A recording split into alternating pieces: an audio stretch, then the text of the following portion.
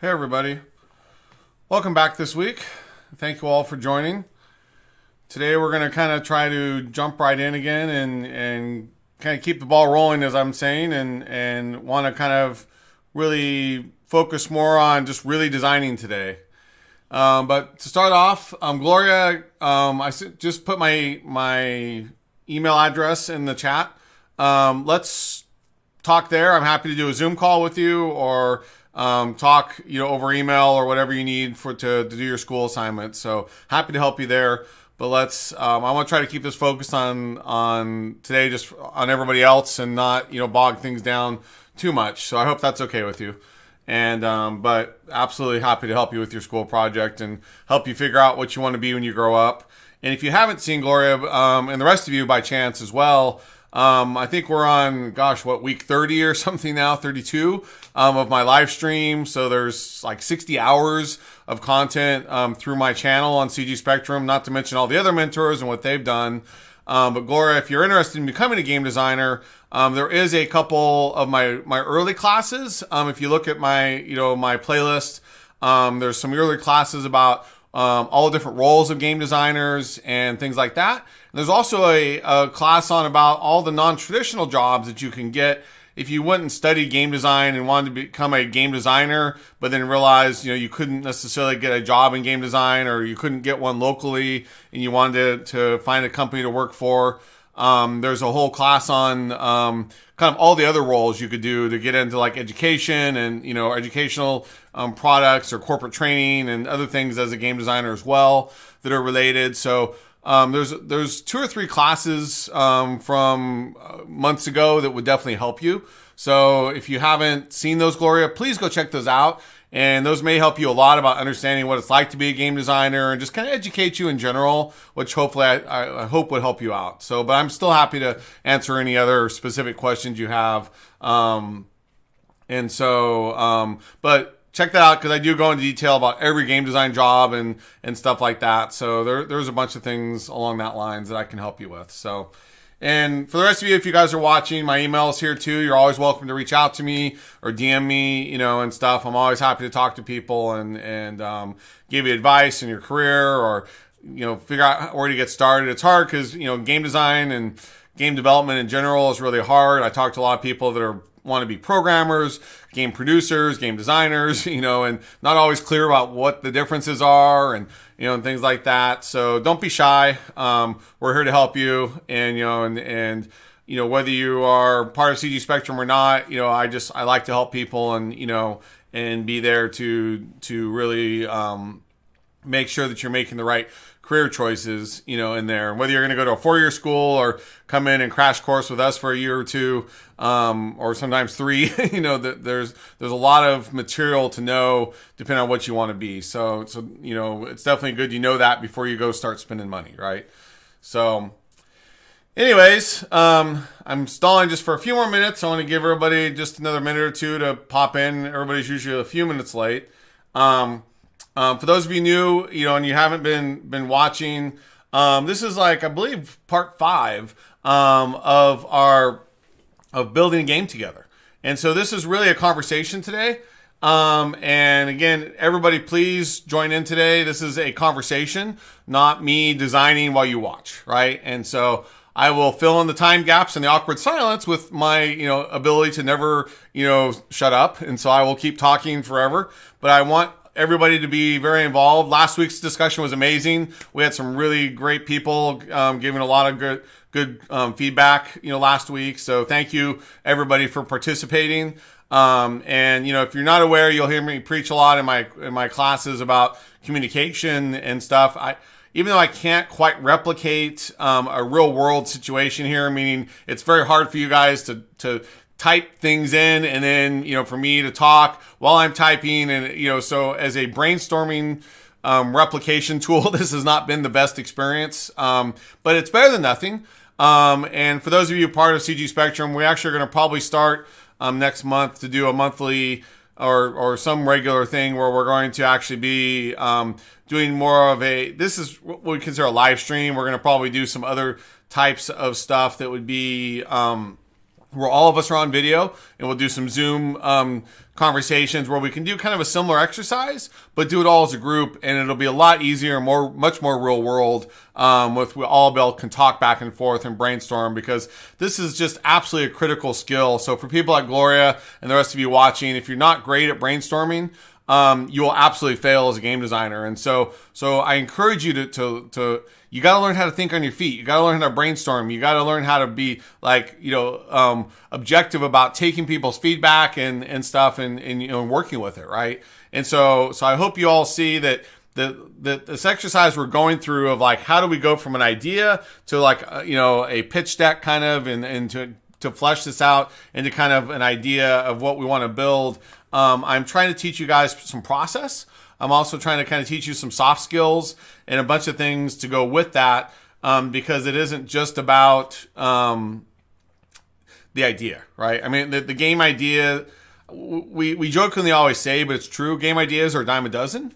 It's really your ability to execute on those ideas is really everything, and stuff. And so the idea here is important. Don't get me wrong. I mean, we don't want to, but a okay idea that's implemented really well or great is still going to beat like, the most amazing idea that's poorly executed, right? And in fact, most poorly executed ideas never make it to market. And for those of you not aware, a very significant amount of games never make it to market, meaning, I don't know the exact number statistically, because nobody ever knows exactly. And, it's hard to know, like, well, how far did a game get in production before it was canceled? But I would guess of games that got into at least a prototype phase, and something like that, meaning they've got something playable, something working. I would guess it's 50% of those games get canceled, and never make it past prototype. It's very high. I've known people in the industry for 10 years that never shipped anything, and they've been actively working and actively developing, but just bad luck. It wasn't even their problem, their fault. It was just bad luck, working on lots of stuff that didn't, never made it to market. So I want to teach you guys how to be resilient to that. I want to teach you how to learn how to work with ideas and take other people's ideas and riff off those and work on those, and along with how do we design a great idea, right? And so, somebody messaged me yesterday on LinkedIn and said, well, how do you make a great gameplay mechanic? One of my things was kind of like, well, I sure can't tell you in a text message how to do that, and I'm not even sure that I know how to do that. But it's a process, right? We go through how do we make these great mechanics, and a lot of it's iteration. A lot of it's just working on things. We look at competition, we use our brains, we look at the IP, we look at all these things, to try to make a great idea, right? And so what we're going to start with today is how to take this whole big bunch of ideas, and we're going to try to start squeezing them down. We're going to try to take these ideas, and we're going to try to kind of go like, okay, look, one of the things, that we need to do is have just a few really solid ideas. They're what I call the core pillars. And so the core pillars are also can be considered like your key selling points or KSPs, at some teams. People have different names for it. But really the concept here is that you want to have, in my opinion, typically 3 to 5 really major features in your game. And you want to be able to be very clear about what those 3 to 5 features are. And really that is the core of the game. And then on top of that, you kind of have what I would call your genre features. And so the reason I'm diverging about this just for a minute here, because I want you guys to understand what our goal is today. Our goal today is to really try to figure out our pillars. And we're going to try to figure out what the core of this game is. What makes it special? What makes it different? What makes it unique? Why does somebody want to buy this thing, right? And so that's one of these things that's really hard. But in the same hand, you don't want to necessarily have a core pillar that just says, player movement, right? Like, okay, I'm making a action RPG and, the core pillar is movement. Like, okay, that's not, if I can just do all the standard stuff, I can walk and I can run and I can jump.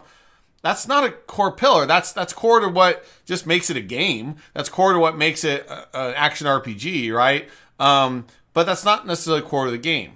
Now, movement in some games, like if I was going to do, Mirror's Edge and I'm going to do parkour, like that's that's a big pillar, right? That's a huge thing, and so there, in that particular case, player movement supported by a couple key things is a pillar, right?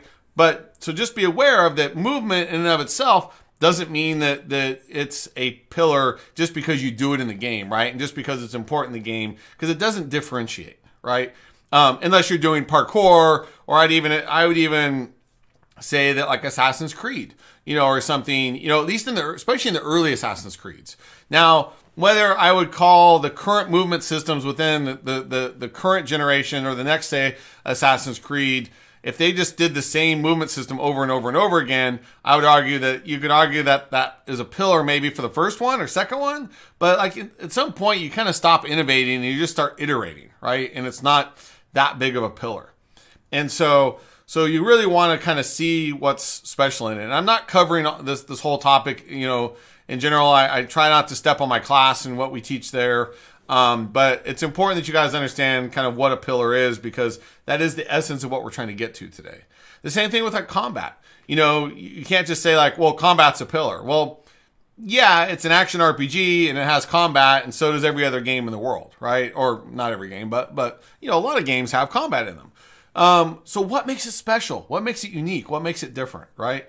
And that's what we're going to try to get to today, in this particular game.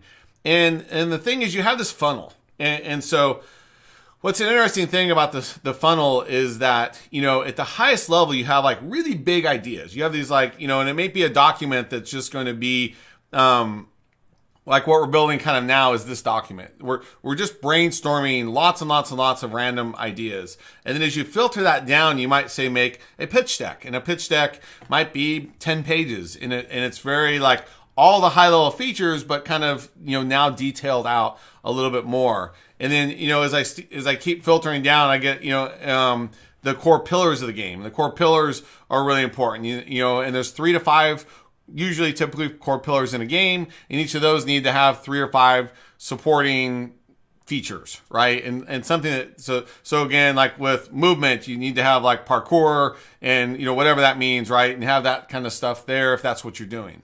Hey Max, how's it going?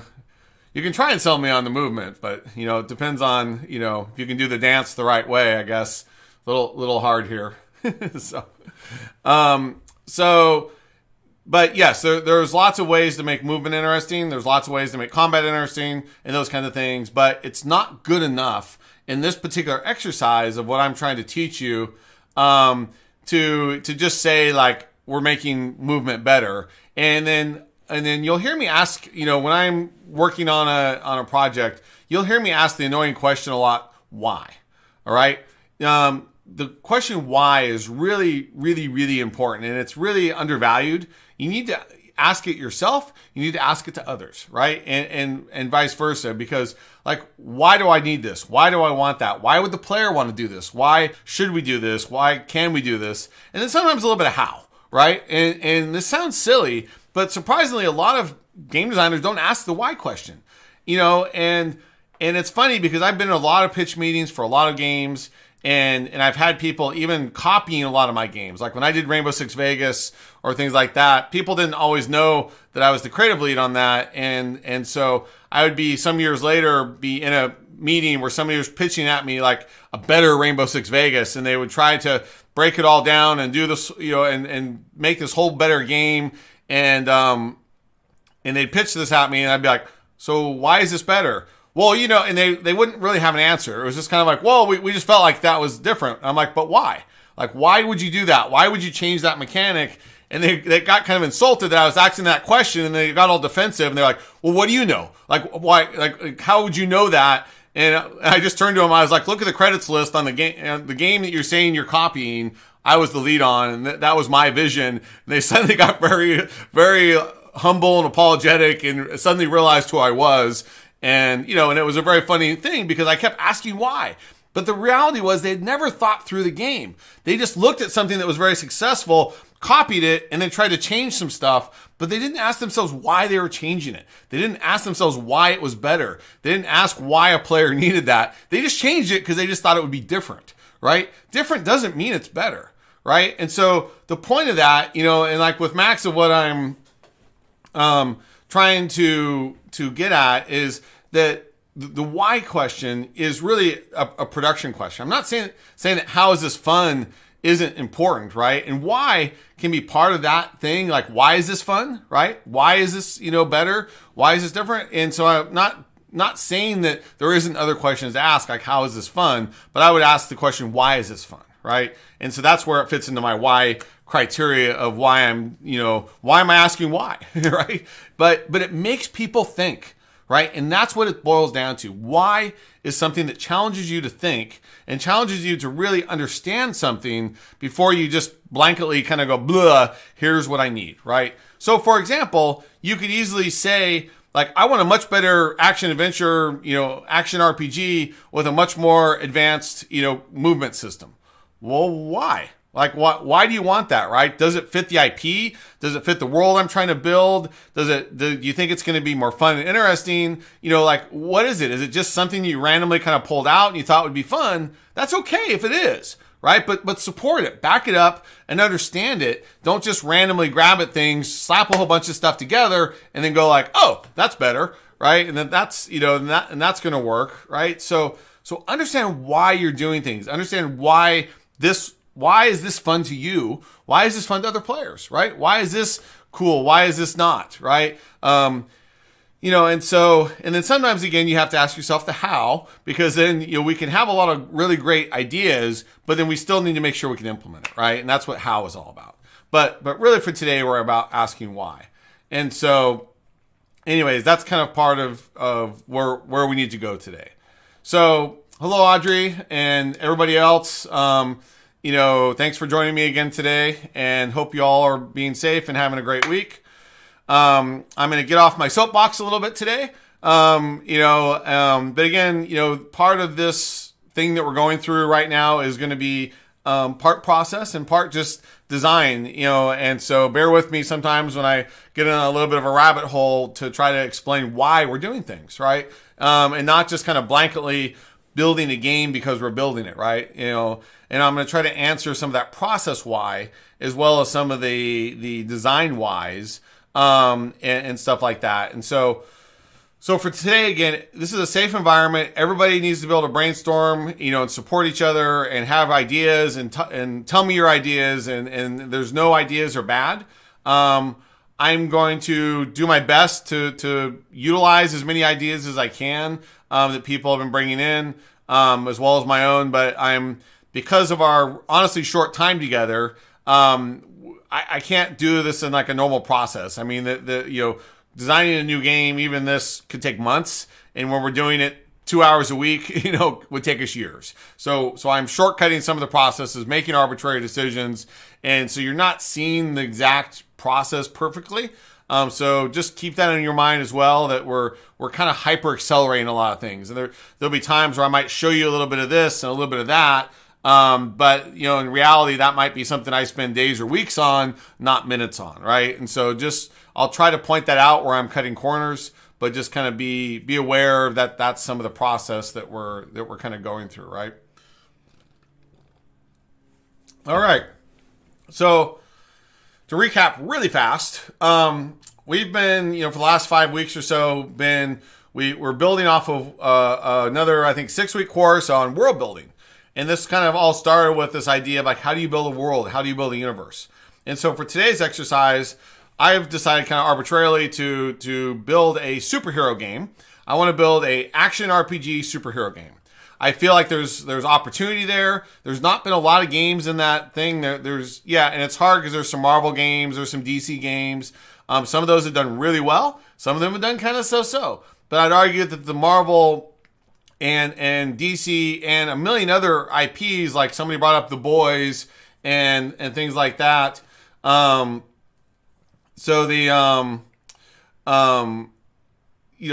There's lots of other superhero IPs out there, beyond just Marvel and DC, right? That have all been decently successful, if not wildly successful, right? I mean, I don't know that anybody's touched Marvel and DC overall, But I think that if we see the 100 million people or more that go watch a Marvel movie, we understand that there's a lot of interest in superheroes in general. And so we're going to try to create something that's a little bit new as a game and a little bit new as an IP, but we are going to build an original IP so that you see that process. In this course, we're not going to try to use a licensed IP. We might try to do that later just as an exercise, but that's not what this is about right now.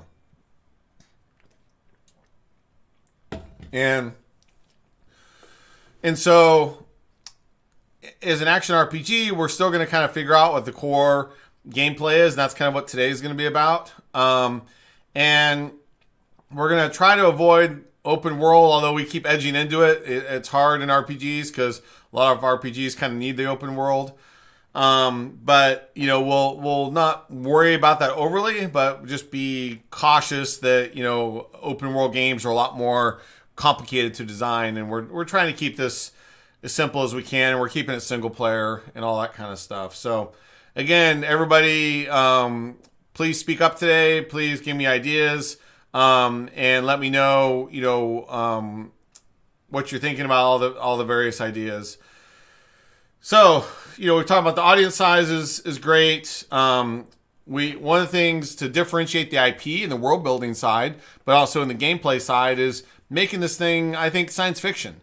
I think I would say that most superhero movies have been near future. So if you look at Marvel or whatever, they're not necessarily today.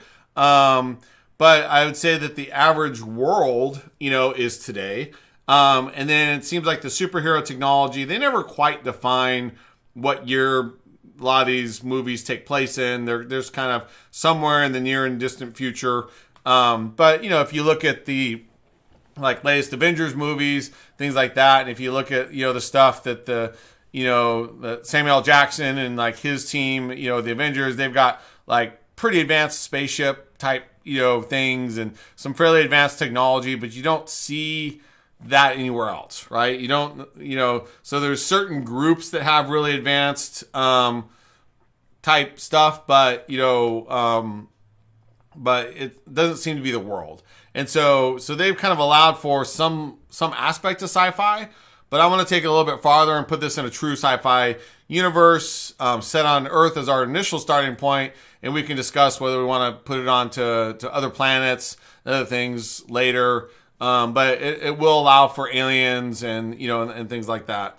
But as a sci-fi element, one of the things I want to bring in, and this is again has been done, probably done more than I realized as I started researching and thinking through a lot of the superhero movies. But in order to fight a superhero, you've got to have something powerful. So you either need to have other superheroes, or you need to have aliens and some alien technology, or some advanced technology, or something's got to be able to stand up against somebody who's relatively powerful. And so that's something that we want to address.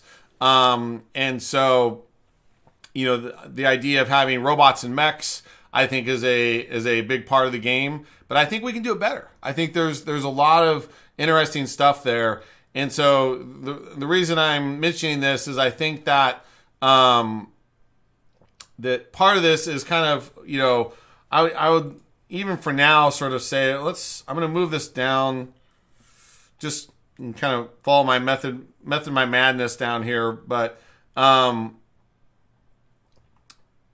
next, we brainstormed a lot last week, guys. This is great. So I wanted to put robots and mechs here, kind of under gameplay features, and but I'm gonna probably put this in advanced technologies.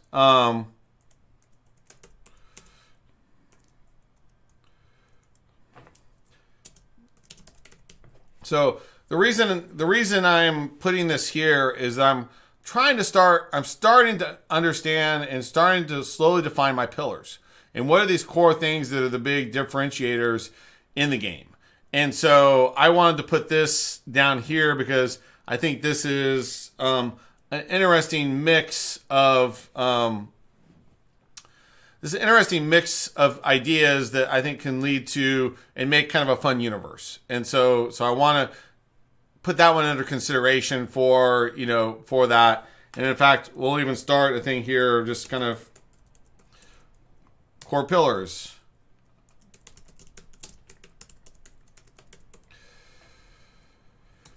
All right. So now I know these are let's see here. So one of the things I wanted to show you guys, so if you saw what I did there, selecting something here, even though it's not a heading, I can still go up in Google Documents and say insert bookmark, right? And then now these are next to each other right now, but we don't know where they're going to we don't know where they're going to end up, and these could be on different pages or whatever. But why this can be important to do is now I can come up here and go up to insert link, right? Now there's a bookmarks thing here. So now I can say advanced technologies and hit apply. So lots of linking and embedding. And so I do this a lot in my documents where I'm trying to, make it really easy so I don't have to repeat myself here, but this allows me to have more details. And I might put a summarized version here because eventually in this document, this advanced technology section here might become pages long, and so then what I might do is just say,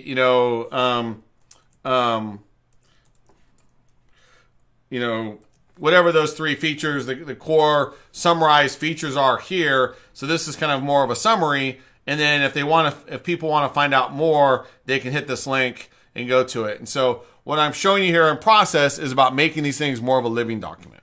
And so that's something, and the reason why, organizing our stuff, and I'm constantly reorganizing my documents just to make myself happy. So again, this is for you really, in this form that we're working in right now.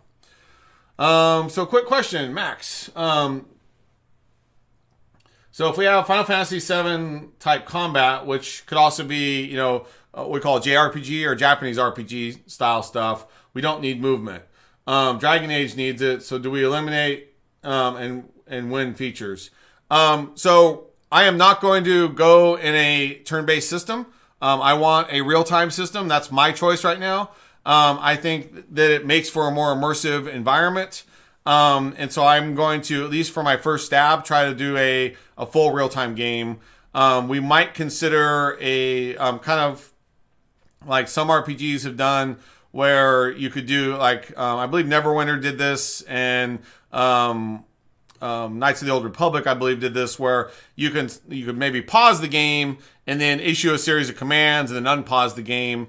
Something like that might be considerable, assuming we never ever want to do multiplayer, right? But I do think that the engagement level of a real-time game is better. And so for now, for today's purposes, I want to go with a full real-time game, more like Dragon Age, and so that's something that's on my wish list that I would rather do. I'm not a huge fan of JRPGs. They become kind of more strategic and tactical, and I want to make something a little bit more immersive, and that might be the right choice to make, but I think for right now, for the exercise I want to go through, I want to try to make this real time. And again, there's not a right or wrong answer here. This is me making an arbitrary choice of just something I want to build, and I'm a bigger fan of real-time games that become more exciting because they're more immersive to me. And I think there's two very good schools. There's lots of JRPG players, meaning turn-based combat, turn-based, stuff. And there's other players that like the real time, and they're both very valid markets. But I definitely want to try to play, something more, more immersive. And yes, I agree. Like Dragon Age and some of those games do require really good AI. And that's probably one of the biggest problems with these kinds of games, but that doesn't scare me too much. Having come from a background of RTS design, and a lot of RPG design, that can be handled.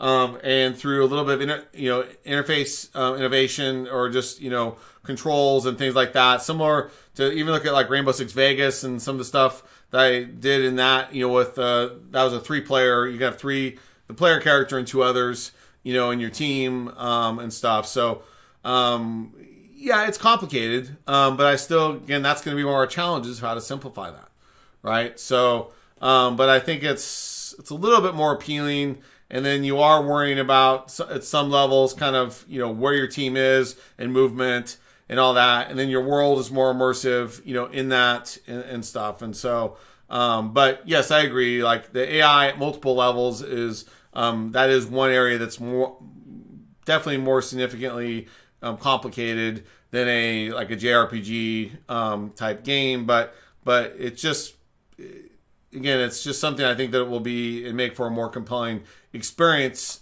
for these types of players. So anyhow, let's kind of keep going here. So what I want to do is I'm going to go through. So we brainstormed a lot last week. We did put a lot of stuff in here. A lot of it thanks to Max. So thanks again, Max, and many others.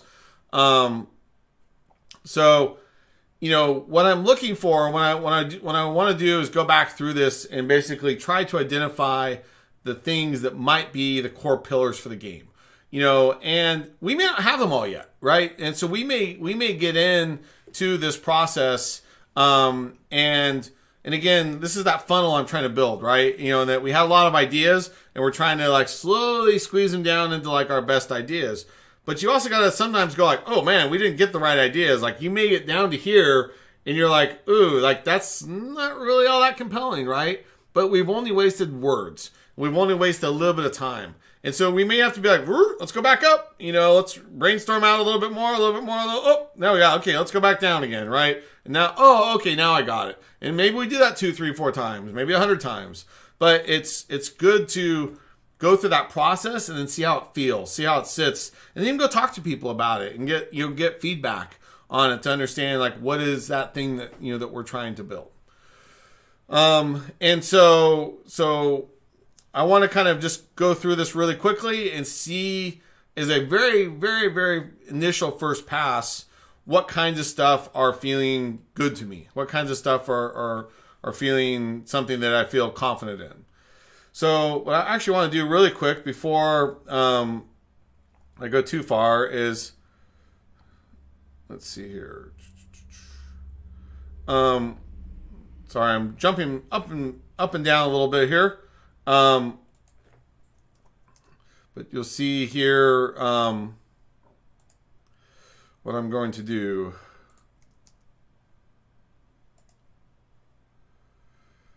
Let's see. Oops. So part of what I like, again, is my headings, and then even be able to I showed this to you guys, before, but be able to have the document outline. Let's move that here. But if you use headers here, you get this document outline that allows you to very quickly find things, right? And so that's something that I find just really helps my navigation, quite a bit. So I want to implement that again here. Oops. And let's see. And then what I'm going to do is keep this one as kind of random brainstorming ideas. And then we'll keep origins, the player, power levels, limiters, and stuff just kind of under that for now. And let's see here. So we got the player character here. Something else I mentioned last week that I'm going to be doing is a little bit later, just in case you're curious. I'm not going to dive in super deep into the superheroes yet, because I think that ultimately in the end there's going to be a lot of superheroes, and then one of the things is we're going to have a collection mechanic where we can build a bunch of these we can probably build and customize our superheroes at some levels, or find some superheroes, and it's going to be a very deep system with a lot of stuff in it. And it's going to be a lot of everything, right? That the diversity is what, and what we ship with and what we have later post-launch or whatever, it might vary a little bit. So again, keep in mind, I'm kind of purposely avoiding the definition and trying to get into the superhero brainstorming mode right now, because I think that the superheroes are just this big, massive thing that at some point we have to tackle. But for now, we sort of know that it's going to be a lot of everything, right? We have different types of superheroes, lots of powers, lots of skills, lots of abilities, and all these kinds of things. And we're gonna figure that out a little bit later. And while that's absolutely core to the game, we're just kind of assuming that like the answer is yes right now for the superheroes, and what they have or don't have. Okay.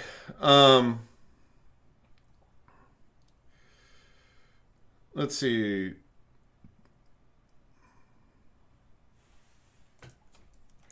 I'm going to put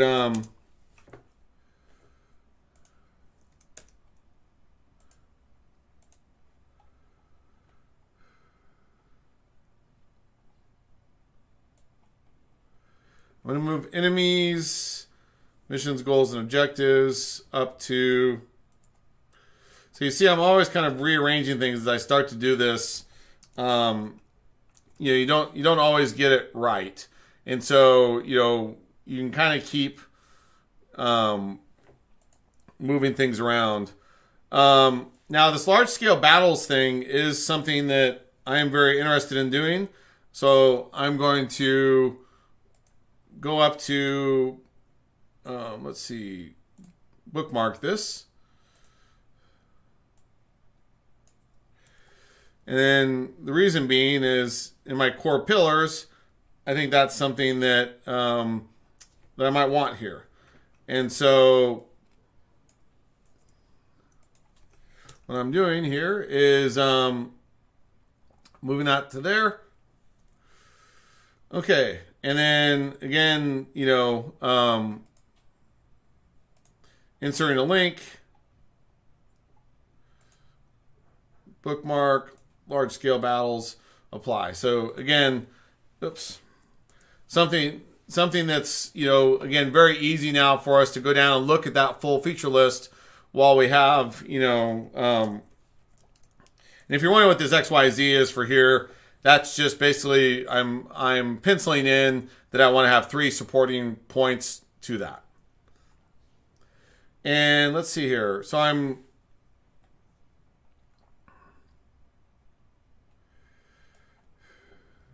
let's see, this is organization, and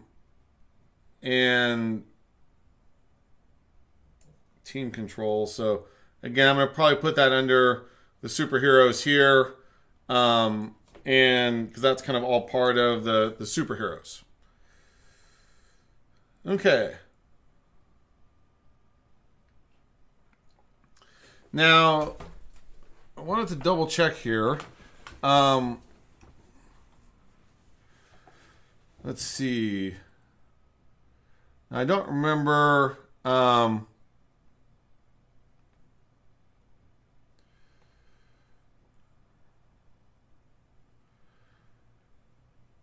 Okay, so we had kind of mentioned it here, but I want to put that in my my core pillars here, because this was something that interests me and I want to explore it.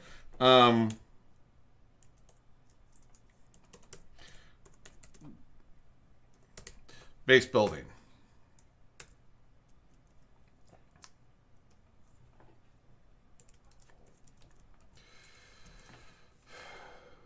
And we'll call this one just teams. So now we had where was it here? Where did we just put the teams? Hanging here with me for a second. You can see this is one of the problems of, and it's also hard because I'm working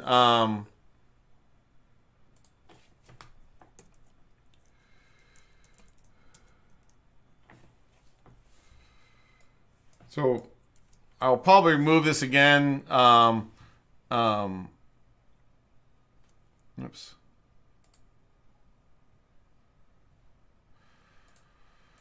So So I put teams there, core pillars, insert bookmark. Oops. Sorry. Insert link. And I'm doing it kind of a long way just to show you guys, get a handle for what we're doing. All right, so there's teams. And then for base building, let's put that here.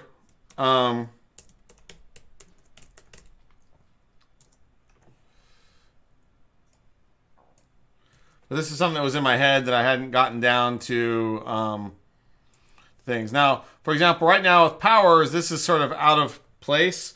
And so I'm going to take that up and put this under the superheroes, because that belongs with superheroes.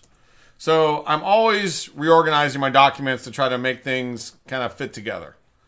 So, all right. So now my core pillars, these are my,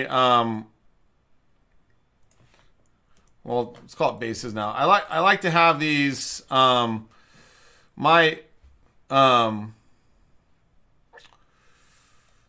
then this one I'm actually just going to call battles. And what's advanced, what's the advanced technologies? Think of a better word. I'll think of a better word here. Maybe I'll just call it technology. So, oops. Okay.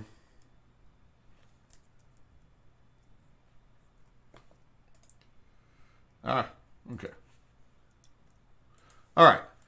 Now, the reason that I just did that, and I think I had base building here.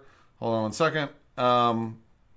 This is where, I'm a little bit OCD, but I'm trying to kind of show you why. Again, insert a link, bookmarks, base building. Okay. So, and we may end up with another pillar, for now. I mean, it's okay to have a few extras and cut them. So you'll see that I changed the names a little bit here. When it comes to the core pillars, these are the things that really you're going to go to an executive, or you're going to go to your boss, or you're going to go to your team, and you have to sell this concept. And so as a salesman, you want really simple ideas. And so you want an idea that you can sell, and you want something there that you can get people excited about. And if I have this really long name and this really long thing, it's just hard to really break it down succinctly. And so I try really hard to often do something kind of catchy here. This is my used car salesman side of of things. And so it's important to understand, that you don't have to do this, but this is just something that I like to do, that I try to use one or two words, and I try to make something kind of big, and then I'll splash it on the screen, and really, so they just understand technologies, battles, bases, and teams, and they're like, oh, okay, we get that. And it's just, it's kind of that ability to sell concepts a little bit easier. And then the bullet points underneath them can be a little bit, more detailed. But again, I will often, as we'll get into here in a minute, I will create, 1 to 4 words at most as a header, and then have a little bit underneath that. But again, the simpler that somebody can look at something and understand it conceptually, the easier they're going to buy off on it. And so you really do have to kind of understand that a little bit. Max, I think, again, forgive me for making arbitrary decisions, because I just want to move forward, and not get bogged down in overly elaborate conversations. So right now the current thinking is it's third person, over the, not necessarily over the shoulder, but it's third person, not super zoomed out. So I would not call it top down. And then, I want to do, where my current plan is that you can have up to 4 superheroes, and then and again, making this by default a PC console title, that the D-pad is kind of the way you switch between characters, and so you can switch between your 4 members. So 3 for now are AI driven. Those might eventually be co-op players. but we really have, let's assume now single player, and it'd be me and three others, but I could switch to be the commander or be the guy that's leading or be any of those other people at any time. If one person dies, the other people, it would flip me to another character or something. And one of those characters may be designated the leader. But we'll see, if that's really needed or not. So hopefully that kind of answers your question, but I think that's the route that I'm going right now. And again, those are details that we'll get back to. Today I wanted to talk about the pillars because, again, I'm not going to spend an overly crazy amount of time figuring out these pillars. This is a first blush to sort of say like, hey, here's the things that are sticking with me. And then I'm going to go back and design a little bit more and then come back to the pillars, design a little bit more, and come back to the pillars, right? And so it's that sort of process that we're kind of going back and forth on. So, again, everybody, this is a conversation. Max, thanks for talking and chatting and bringing stuff up. But everybody else, please join in, right? This is definitely, a discussion for us to all talk about. So if I mention something you like or don't like, feel free to chime in there, or brainstorm other ideas. If you got other random ideas that just pop out in general, we'll write them down and we'll keep them there with us. So Max, I talked about in the beginning, like certain things are a pillar and certain things are just gameplay, right? There's the core of what the game is. So the camera, the controls, the general thing, like having the four characters, none of that's innovative, right? There's lots and lots and lots of games. That's kind of just genre defining more than it is innovative, right? And so if we had been the very first game to do 4-player co-op or, doing something really revolutionary with that, I would say, yeah, let's put that down as a pillar, right? But I don't feel that is innovative enough to really warrant putting it down as a pillar. It's just core to the game, right? And so when we're selling it, we really want to sell, again, the core and the pillars, right? And so that's why a lot of that stuff isn't there. But please ask questions on that kind of stuff because, again, we can't define the pillars without defining the core. And so that's where that funnel I'm talking about, that's the challenge of designing that way, is that we often, like I was at Microsoft and places like that, we often do what we call an essence statement. And an essence statement is really or often is called an elevator pitch. And what that is like a 1 to 2 sentences that just says what the game is. You want to be able to have the core essence that I can tell somebody in 30 seconds or less exactly what the game is, and they will get it. And they're like, oh, okay, I got that, perfectly. And there was times where, people would ask me to do 10 of those a day, 10 different games. And you just look at them and shake your head. And I'm like, they don't realize that because they just see it as 1 or 2 sentences. And they're like, let's brainstorm a bunch of ideas, and come up with a bunch of stuff. But, an essence statement really can't honestly be written until I know what the game is, right? So that's that pillar again. Essence statement being the most succinct, perfect thing of what that game is going to be. But, I kind of need to do what we're doing now and go through and figure out what the game is, and then to be able to whittle it down and then get it down to its core of what it really is. But, you can't just be in 10 minutes time go okay, I'm going to write 2 sentences that make, that represent the perfect first person shooter, and whatever. And even if you knew it was set in the Aliens universe and, whatever, it's a disservice. You don't want to just be it's a first person shooter in the Aliens universe. Okay, been there, done that. What's unique, what's special, you need a little bit more detail on these things. And so that's why this is really tricky. All right, so let's get back to the pillars. And again, this is a process I go through. This is something where I like to do a lot of high-level kind of brainstorming, and then I'll try to focus it down, and then I'll brainstorm more, focus it down, and kind of keep going back and forth. There's not a right or wrong answer here. This is just, working on some stuff. Now, since I just brought it up and I hadn't done any conversations about base building, just while it's fresh in my mind, I want to write this down. And the reason for this is, again, sometimes design, we have the best intentions to go down these paths and we're going to follow this path, but we often hit rabbit holes. And the reason for that is like, just in this particular case, I'm like, oh yeah, I need to have a base and I want to have a base in the base building, and things like that. And what does that mean?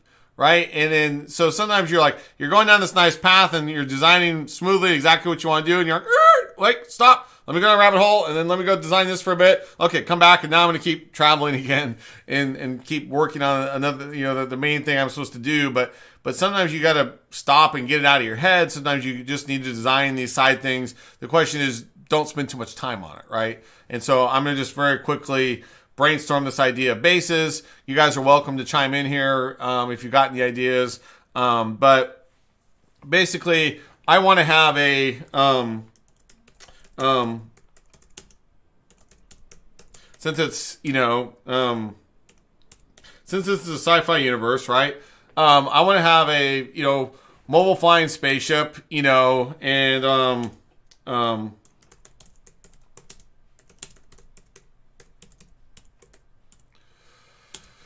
so the point of this is that it's a base that we can take around with us.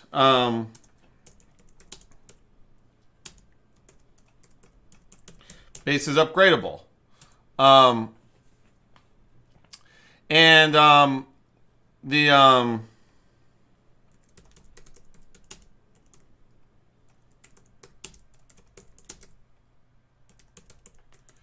So the features support player expansion and new gameplay. Player expansion, I would say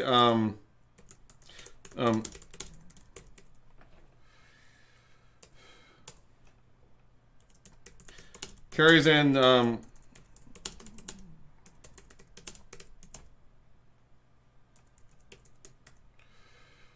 so it carries and supports the entire team and group.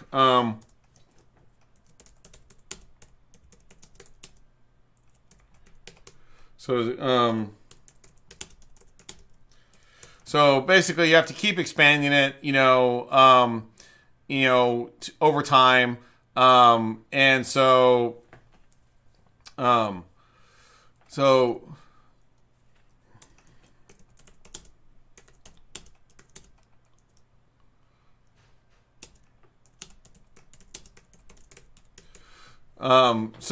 the whole point is that, in fact, let's put this is one of those ones that could maybe be better under expansion here.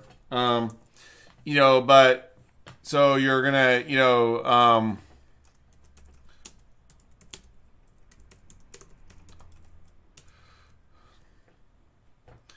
and actually, I think I did talk about this. Now I was thinking about it a little bit last time. Like add new features, like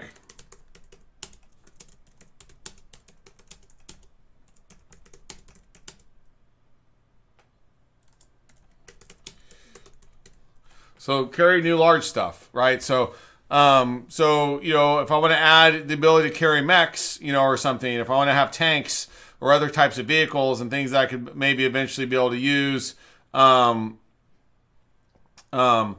so, that's something that I'm going to try to solve. Max, so base building or anything else can mean 8 different things to 5 team members, so that's why I'm putting this on paper right now to define exactly what this means, right? And so we don't have to design this in perfect detail. Today is literally about spending 5 minutes on this, and then later on we can define this in a much better way. But this sets just kind of a creative vision, I guess, or whatever, to say, here's what we have, here's why we have it, and all that kind of stuff. So,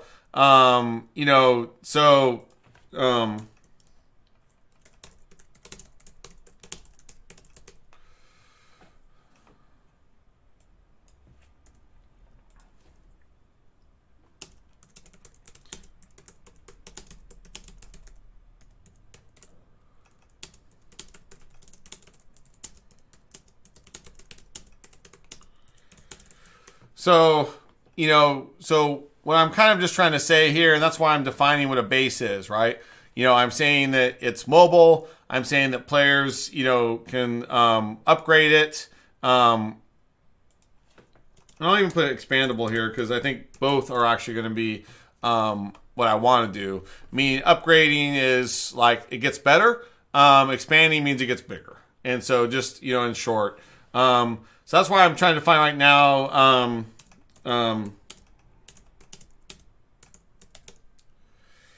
Medbay heals, and then I'm just making notes again. I'm brainstorming right now, so this is just stuff that might be needed.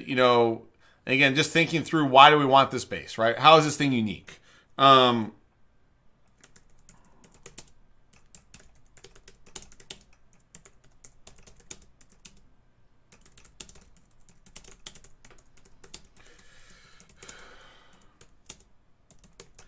So, for example, what I'm trying to do here is I'm trying to create a way to control. So I'm creating a limiter here. If you've heard me talk about limiters, the base is a great way to control the player in a lot of different ways. So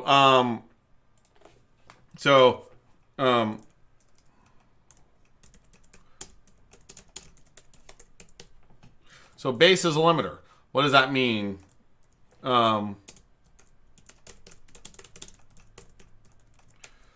Okay, so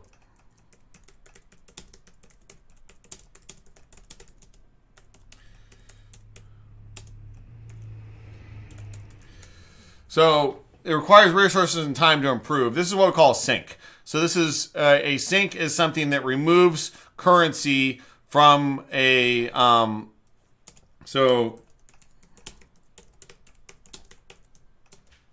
from a game. So this is the idea of a sink is basically there are things that kind of cost money, but the player doesn't necessarily get a lot out of it, but he has to do it.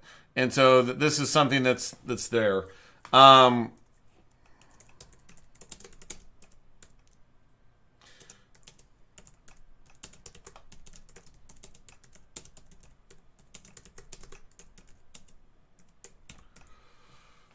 So, the base is a limiter, controls, the superheroes. Like if I can only carry 10 or 20 or 30, in my base, then I can only have so many active, in my equivalent to the Justice League or whatever you want to call it, right? My Avengers, my base, ship only carries so much, right? And so that's something that's there.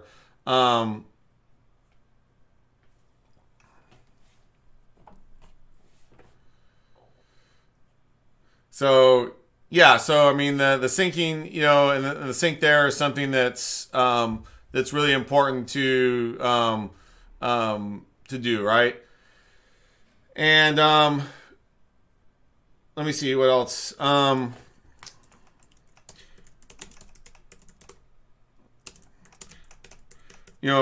Controls movement and progression. So I can't get from like one planet to the next planet or one continent to the next continent or whatever it is, but it can control, again, like where am I going, when I'm going to go there, how I'm going to get there, that kind of thing, right? So again, just kind of showing that a base, is something that can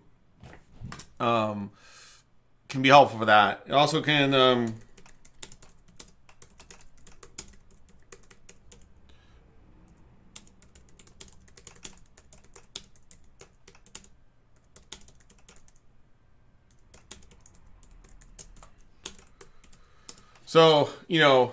So it might limit players in mission selection, etc. So, I don't know. I mean, I'm not sure the perfect example of this, in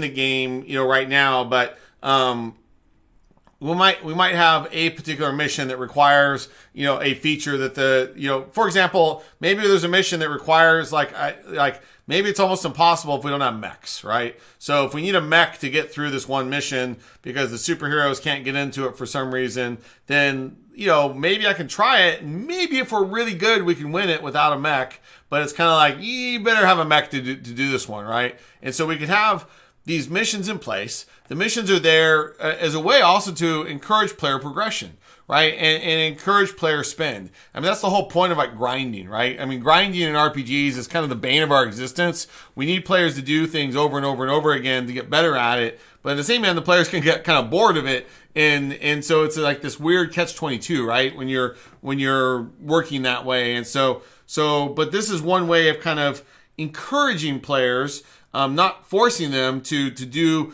new play mechanics, play styles, things like that. So as an example, like I could have a mission that was like, yeah, you kind of need to have that mech in there. And then so the player's like, crap, I'm not doing very good. I'm losing. My superheroes aren't really strong enough. I don't have the right combination of the right skills. So let me go build a mech bay and then go buy a mech. And now I can go do that mission. Or some missions may not even unlock unless I have certain capabilities, that were provided by the ship. So the ship itself is just this big limiter in the game, but it also is a way to, encourage players to build, to customize, create something they like, and stuff like that. So, and then I'd even say here is,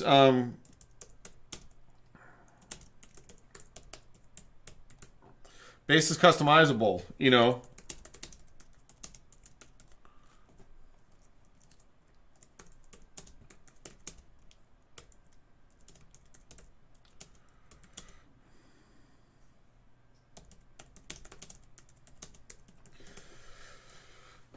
so, you want to be able to make these things kind of look good. But how far we take that, I'm not even going to worry about today, but there's some level of customization and stuff that can be done here.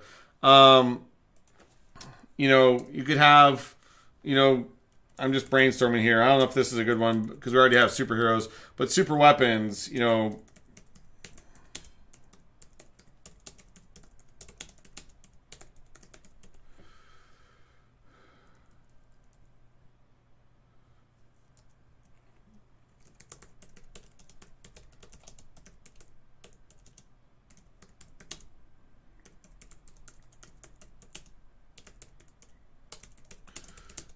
Okay, so you can kind of see how that's working. And again, this is not a exhaustive list at all. This is just a very small list to kind of show what the base is there for, right? And then you could even have things where base customizable, and then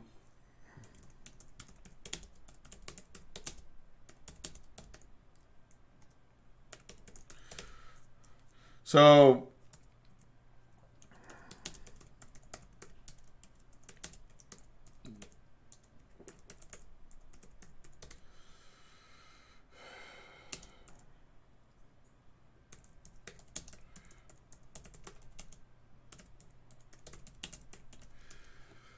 all right, so there's a bunch of stuff there that we can kind of figure out, but again, I'm not going to go any deeper into bases right now. I think that's enough for today, just to kind of give us a sense that we have this customizable base.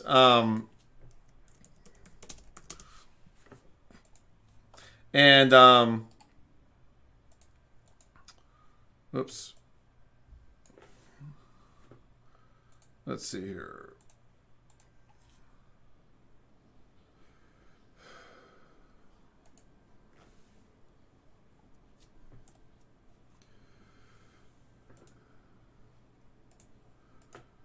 Okay, so that kind of gives you guys a high-level overview of what and what that one pillar is, and why to me it's a differentiator, at least within this type of game.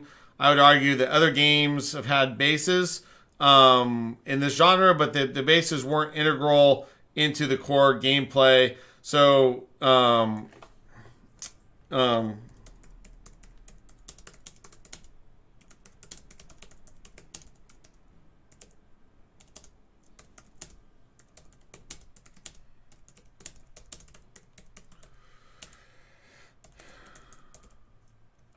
So this is one of the reasons why I'm emphasizing this, is just that it's something that's really integral to the whole game, and so versus I think that a lot of bases, if you play XCOM or whatever. They've also had like a space station, and other games like that have had some stuff, but it's kind of like you do your mission, you go to your base. You do your mission, you go to your base. And it's that kind of thing. And so I'm looking for something that's really integrated into the core. I don't know. I wouldn't say it's minute to minute, meaning I'm using it all the time, but I think it's kind of there all the time and stuff. So, and in fact, another thing I'll put here is,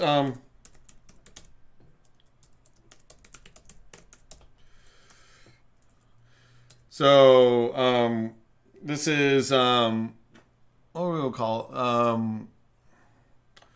Trying to think of the right word here. Sorry, brain fart. We'll call these scanners. So,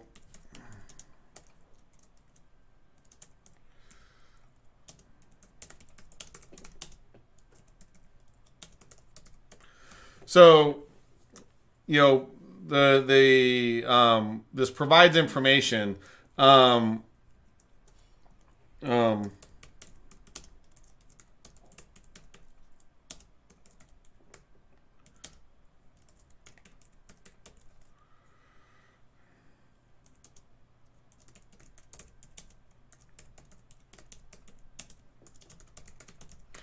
So this also becomes the place.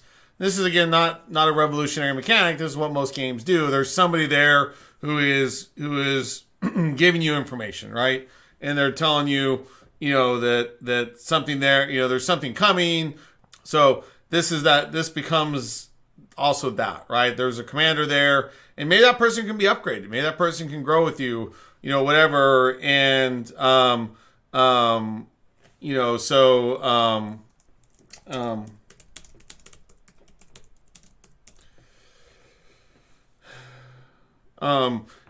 so they could warn of threats. They could, like, hey, the aliens are about to attack, and hey, there's another wave of enemy ships approaching, and, those kind of things. So it could be taken a little bit more than just like, again, start the mission, end the mission, like, go kill this guy or go save this, town.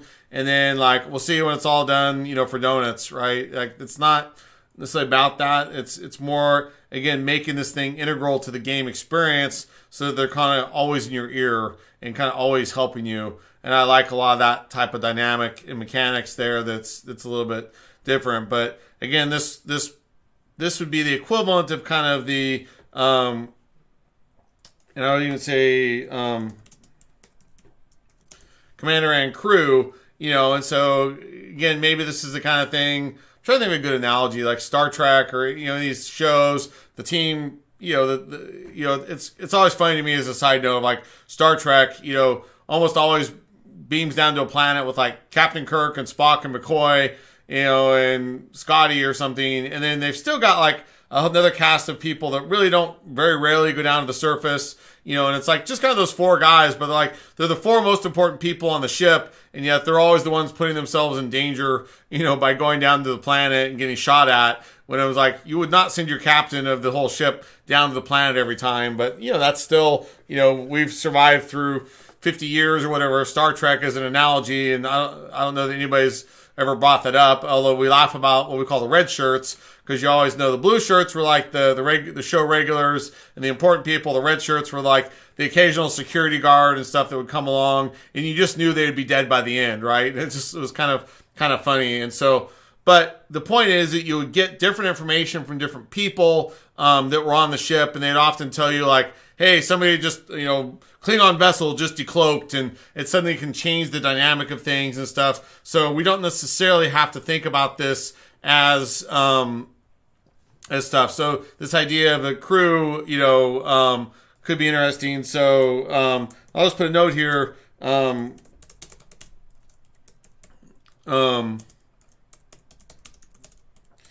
or superhero.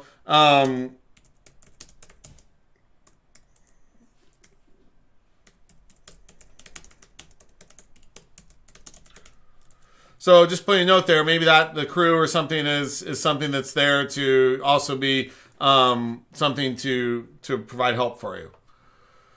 All right, Max. Plot driver. What is this a base would be if it was a character in a script? So most would triggers be linked through base. So base commander would be someone like Firewatch. So yes, that Firewatch is one example, and it could be along that lines.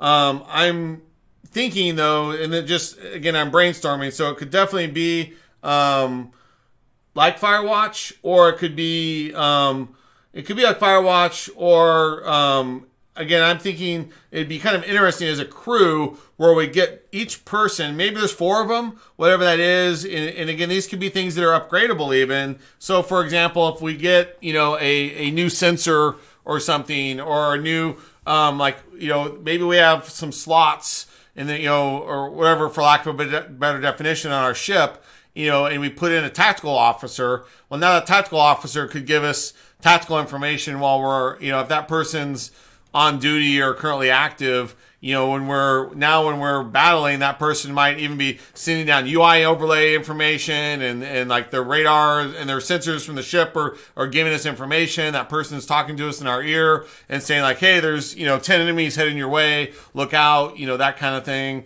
And so I could see these as being part of the technology, part of that thing where we get, and then each one of them has a bit of a personality and stuff like that. But I could kind of see each kind of core area being something where you'd hear people, issuing commands or whatever in that way. So, anyways, just I'm playing with it right now, and I don't need to detail that out yet. That's just a kind of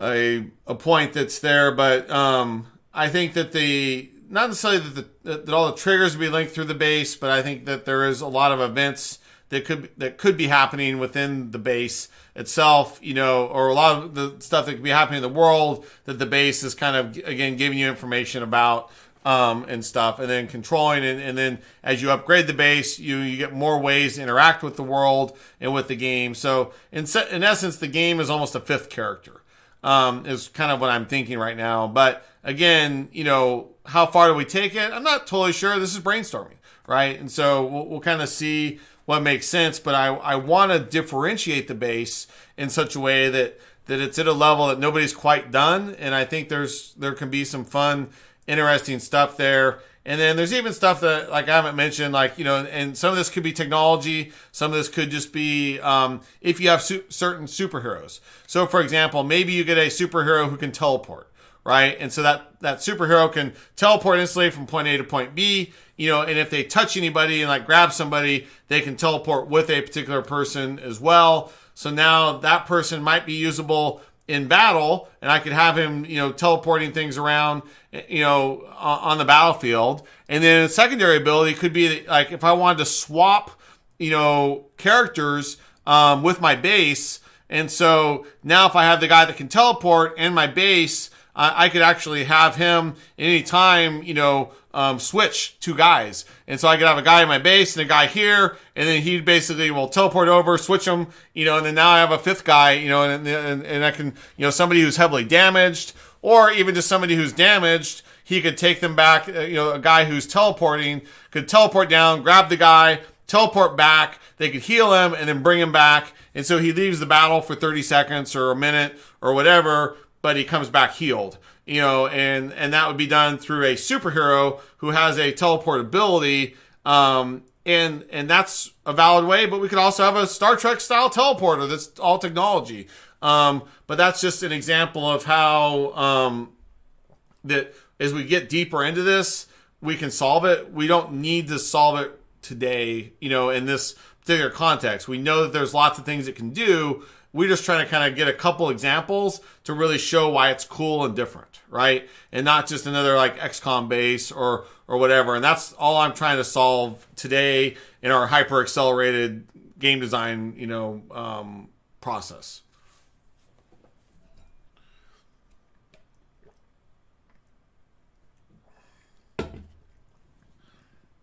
So Max says, do we need to remember those characters a superhero companion can be one in the base for emotional connection? Not sure exactly what you mean by that, but in short, yes. I mean, you want to be emotionally connected to all of your superheroes, and that kind of stuff. So knowing there's other heroes on your base gives you different tactical options, might give you different abilities, even if you're on base, so, in a mission. So part of my goal is to have sort of like, here's my team going down. I'm sending down my team of 4 guys.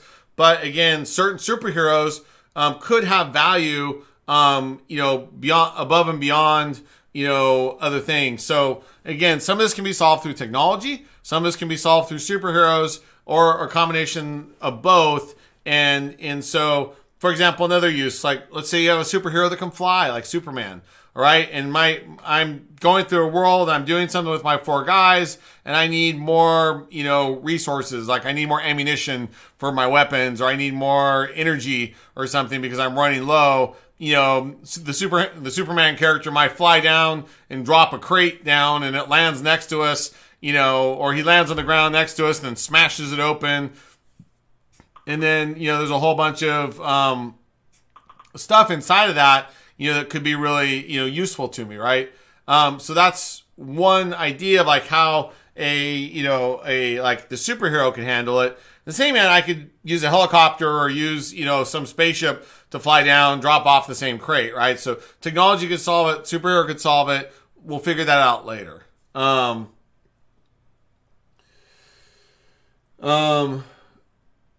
Yeah, so I mean, yes, the whole point of having superheroes and why we're collecting superheroes is to build connection with them, and to hopefully, we want to also, be upgrading them, using them, have different tactical abilities, different ways to be able to play, and all these kinds of things. But yes, we want to kind of care about these things so that they're not just dying on us, and that kind of stuff, right? And so, I'm still, we're still figuring that out. But yes, that's a minor detail that we'll worry about later. But yes, you do want them there for some kind of emotional connection. So is the only one that is left at the base and is coordinating the mission that is different than the other character at the same job. Not sure exactly what you mean. Sorry about that again. But my goal is, as you're playing the game, you might start with 4 or 5 superheroes, but you should very quickly maybe have 10, and then maybe 20 and 50 and 100 eventually, or whatever it's going to be.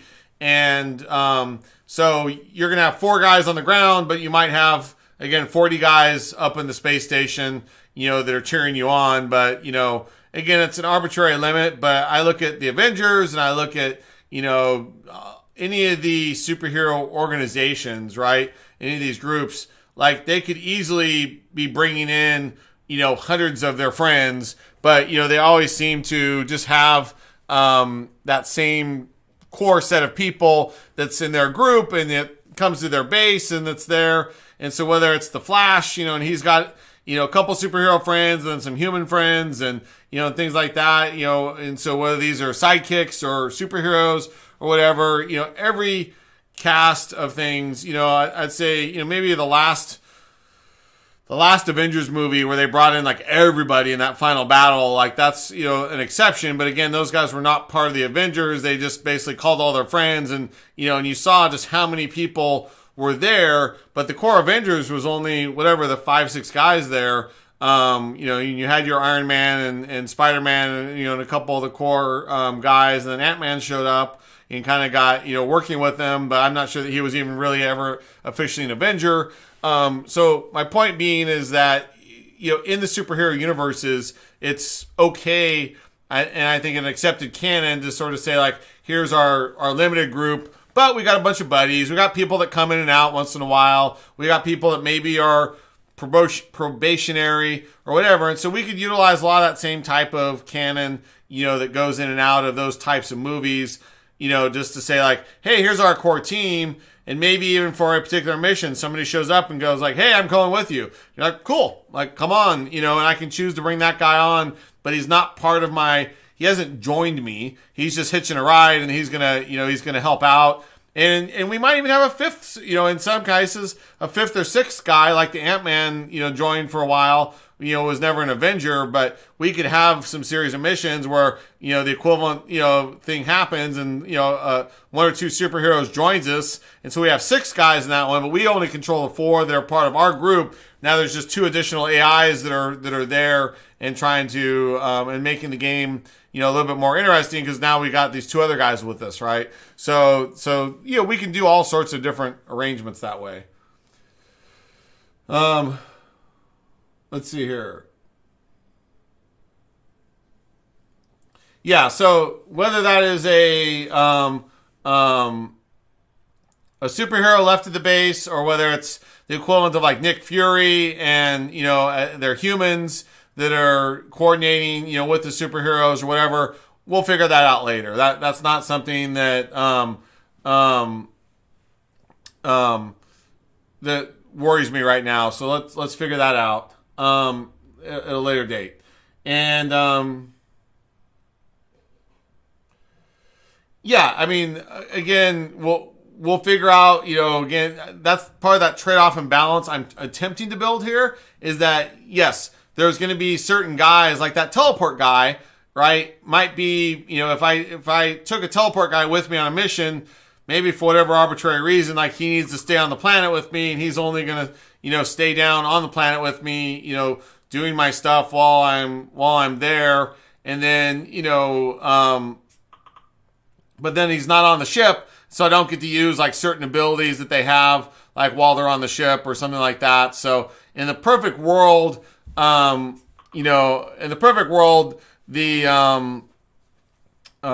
like to be able to have that player making decisions about when and where and how I use these people, right, to create different, tactical choices and things. And so that's something that I really want to try and do. But yes, you have to kind of figure out, I think, again, where those things are, but I'm not going to design that today, if that makes sense.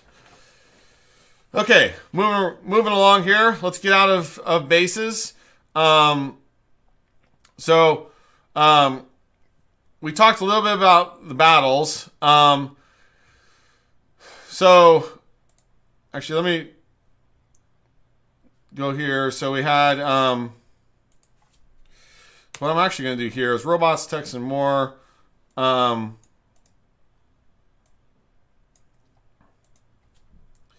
Okay, so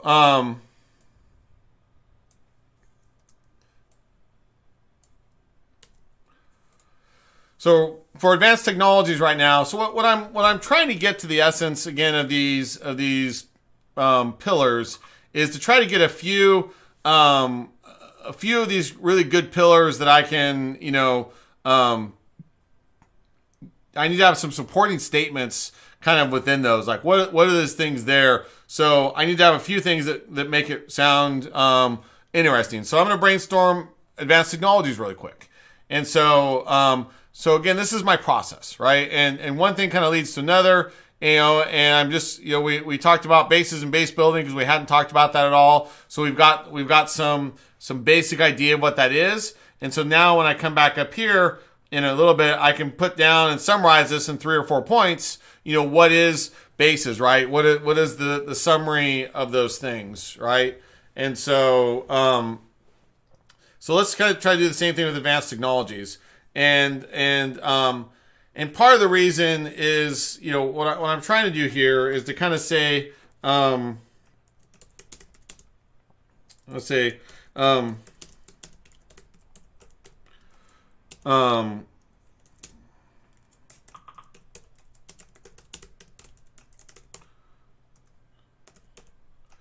so part of this is kind of, for me, setting up this theme of like, it's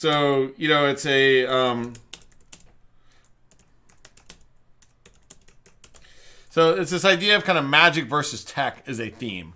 And so I'm trying to kind of set up something like that sort of becomes this interesting thing of like, magic, which I'll put in parentheses, is superhero powers, versus tech, right? In this world, this universe that's been created where you had both, right? And like what happened there when you had both, and then combinations thereof, right? And how do we live, and how the world kind of developed. And so this is part of that world building thing that's important, to me. So, all right. And, so just kind of say, theme there. And then part of what I want to try and do is, let's see here. So robots versus tech. Yeah. So the powers versus technology, and then also, the how,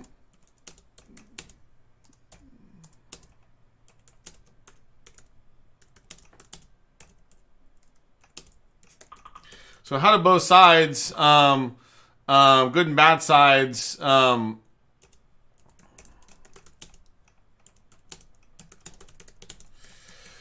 how do they deal with their powers, right? So if no powers, if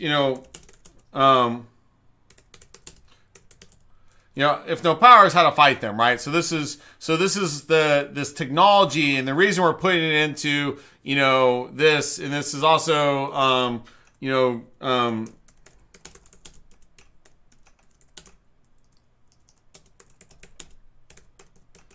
utilize the sci-fi theme better. So trying to kind of show some reasons of again, why, just to kind of make it clear here, what we're kind of doing, and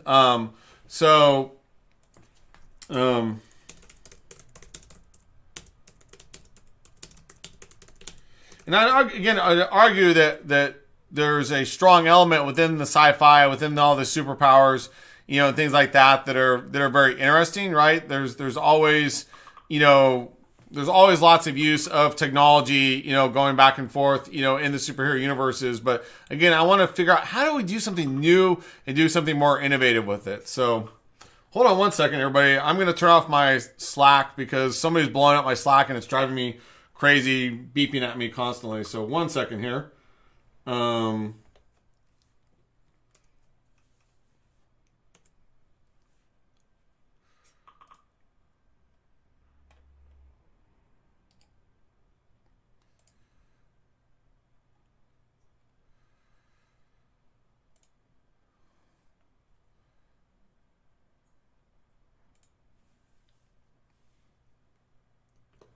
All right. Sorry about that. It's always Murphy's Law. The Slack will be like quiet all day long, and nobody's calling. And then, it's just inevitable that as soon as you get into a meeting or something like this, then it just people just keep calling and calling and calling. And it drives me nuts when you're trying to focus and something's always beeping at you. I have a friend who just notoriously will keep calling and calling and calling. Instead of just calling once and leaving a message, or texting once and leaving a message and say hey, get back to me. I'll keep sending him to voicemail, and he'll call me back 10 seconds later. And, and then he'll just keep calling and calling. He's like, well, I thought you were busy. So, or whatever. And so I just needed to reach you. And then I'd finally call him back what's up? And he's like, well, I just want to say hi. And you're like, then why did you literally call me 20 times in the last hour? Call me once and let me get back to you when I'm out of my meeting. But I'll be literally be in this important pitch meeting. And the whole time my phone's in my pocket, vibrating and vibrating and vibrating. I'm just stop. It's just annoying me. So my OCD kicks in there when people are messaging me over, a million times. So sorry about that. Okay. So the point of advanced technologies is that advanced technology in superheroes is not new and innovative. But what I'm reaching for today is a way to make advanced technologies, i.e. science fiction, become more relevant. What, and so back to my earlier point, why? So, so I'll even say, why utilize,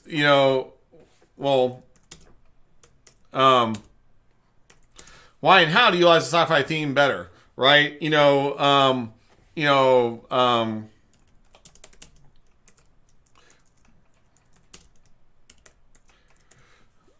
So I think that how do we push this?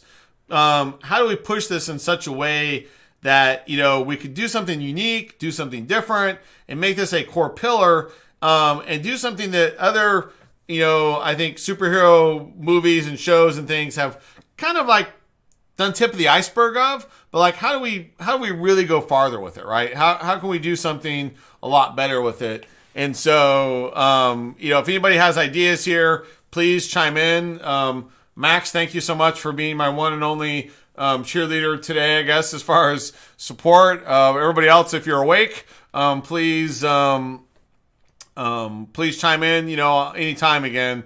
So, sorry if we're boring everybody to death. I'm not sure if this is all that interesting, I guess, or it wasn't to people. So I do apologize. I guess this is one of the lower turnouts we've had. So I think there's only a couple people watching right now. So, anyways, but hopefully more people will watch this in the reruns. So hopefully somebody will get some value out of that. But yeah, I think there's only 3 people currently watching. So it makes me feel good sometimes, but that's okay. We'll talk about maybe we'll take a break from this next week and we'll do a little bit more game design. Maybe we'll alternate this with every other week doing some game design teaching, and some other topics that are more relevant versus getting on these long, 1 or 2 month long, things that may or may not interest people. But again, while this sounds kind of boring, I think, Max, I don't know about you, but a lot of my students really struggle with like, hey, I have an idea, and how do I actually put it on paper and make it great? And there's actually a big disconnect. And so while this may sound really, really easy, like this process that we're going through today and really trying to show you how to design something is actually pretty important. And so just keep that in mind that there's a lot to this that people don't realize that's really hard. So again, the goal for this advanced technology is, what can we do,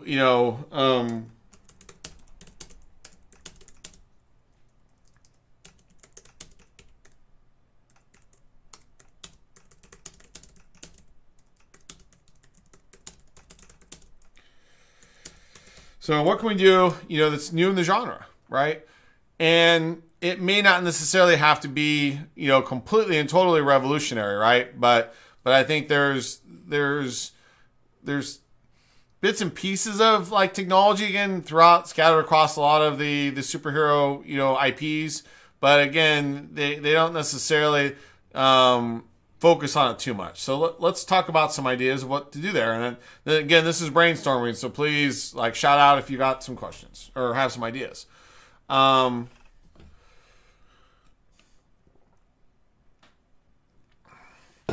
So, robots and mechs, I think that's, fairly obvious, and I think there's a lot we can do there. I'll put also in here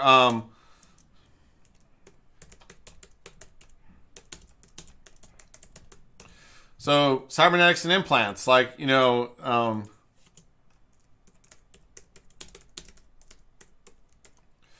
related to robots, and they're kind of related, which I like because a lot of times it can make implementation easier on these kind of things. But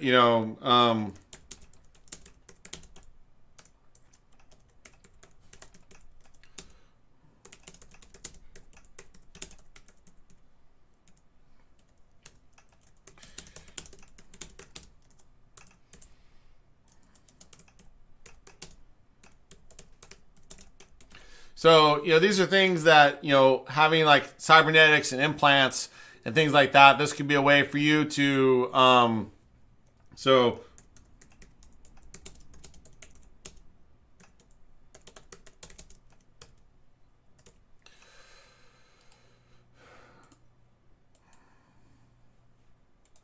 let's say, let's create.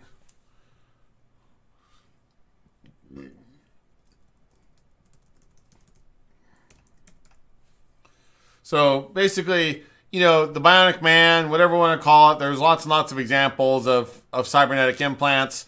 and things like that. But I think these could be a great way to take existing superheroes, even if we start with a base superhero, and be able to modify them and do new things with them, implant new stuff that's beyond even just strength, but giving them all new powers, all sorts of stuff like that. So, that technology, could be very interesting there. And so I think that's something that would be kind of fun to be able to play with.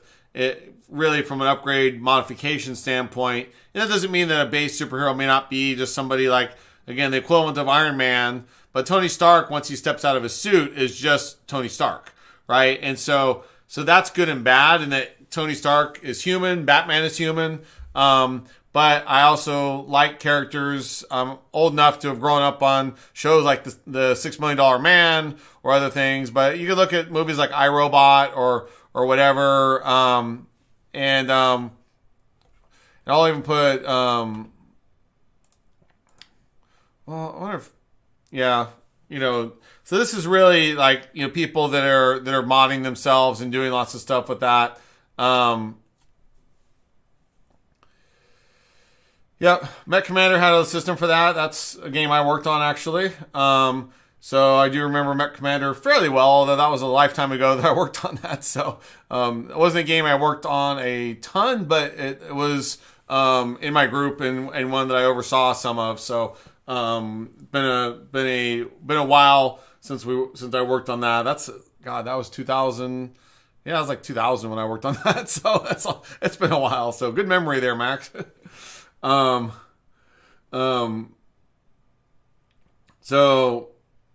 yeah, so the whole Mech Warrior series is there's lots of, when we talk about mechs in general, I'm not going to deep dive into mechs because I think that there is a lot of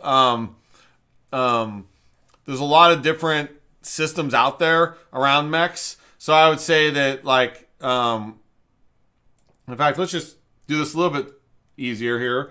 And again, thinking categories. So human-sized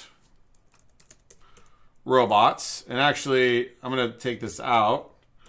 I'm going to say,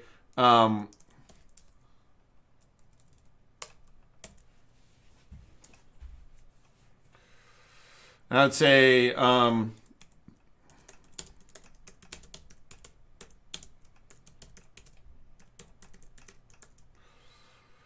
so you got mid-sized mechs,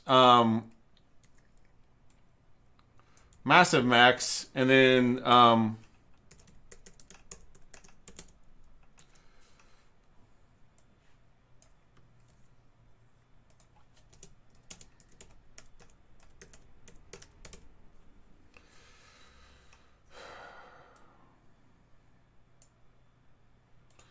take this out for now. So again, a lot of what we're trying to do is create, again,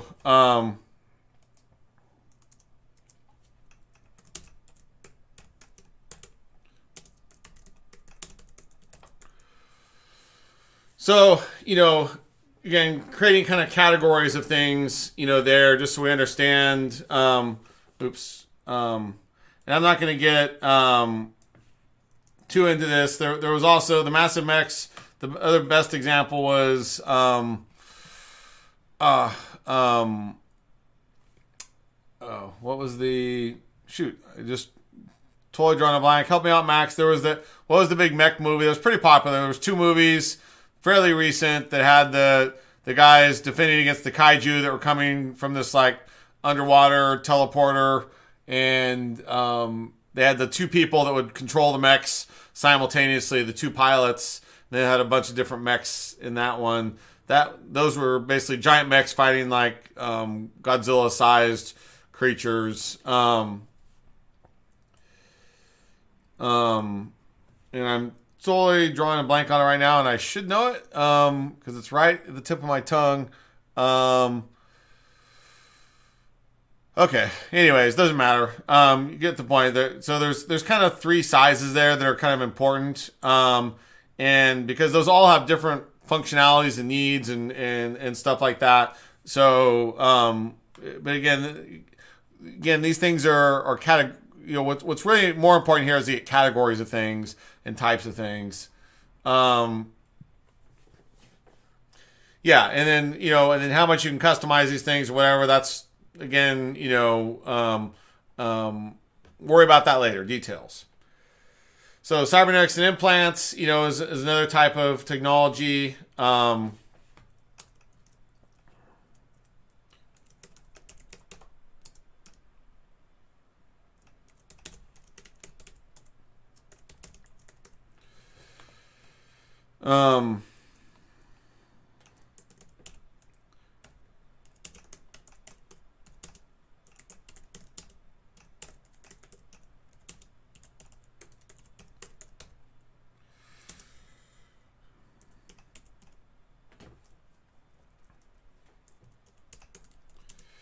So, again, vehicles.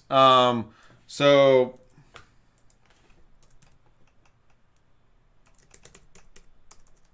just do some examples here.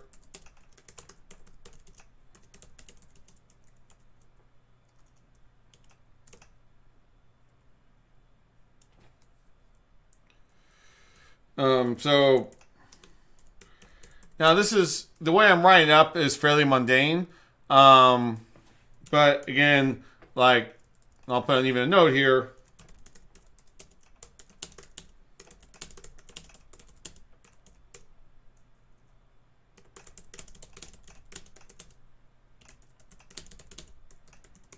How do we take vehicles as a form of technology, and stuff, and then also include drones. So now in this day and age, so whatever it is, decoys. This could be. Drones, whatever. So again, these are just, we're brainstorming stuff, but not getting too crazy there. So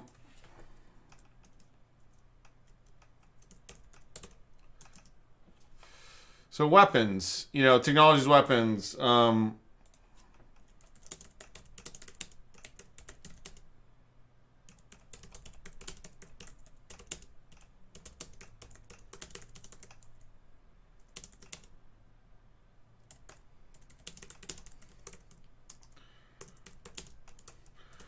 So I think, again, this goes, both ways, but the technology, again, we have to be thinking about the player and the villain, right? And what side, which of both, is going to be used, right? And so think about that. So again, so we've got, mechs, robots, cybernetic implants, vehicles, weapons. Of course, I'm not going to detail it out here, but just so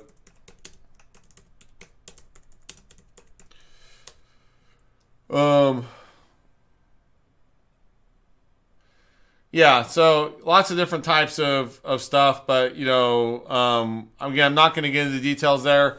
I'm more trying to think high level right now, just about like, how does technology and the superheroes, work, I'm just gonna put some random thoughts here. That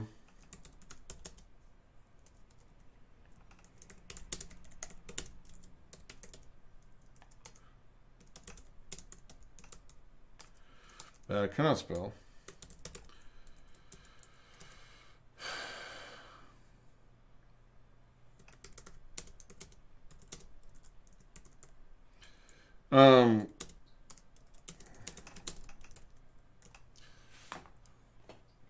So the tech can allow for, normal humans to fight or be equal to superheroes. So basically kind of,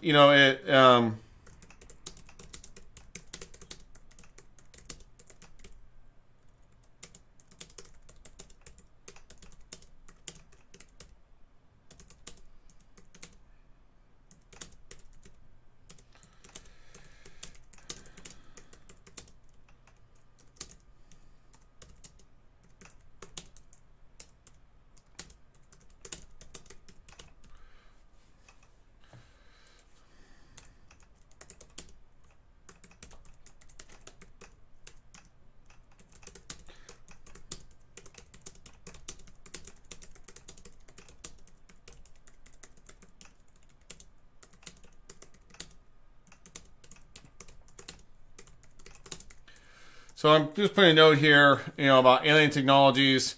Um, I think that there could be some you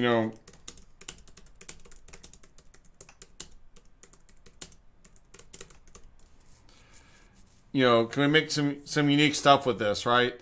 And there's all kinds of things that are there, and I'd even say like Iron Man, I'd even say Ant Man, is here. It just made me think of that for a way of like one of my favorite I'll call him a superhero, I guess, for lack of a better definition, was Ultraman.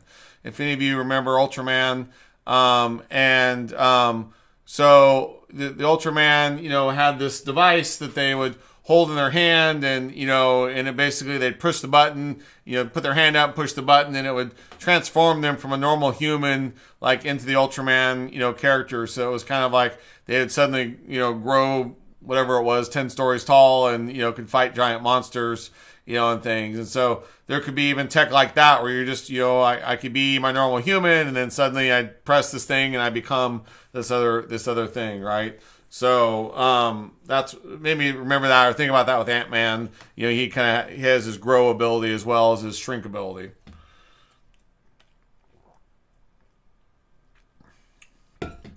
Yeah, and so maybe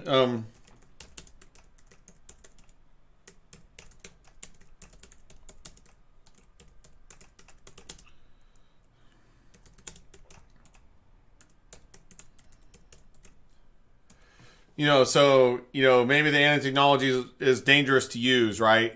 For some way, shape, or form. Um,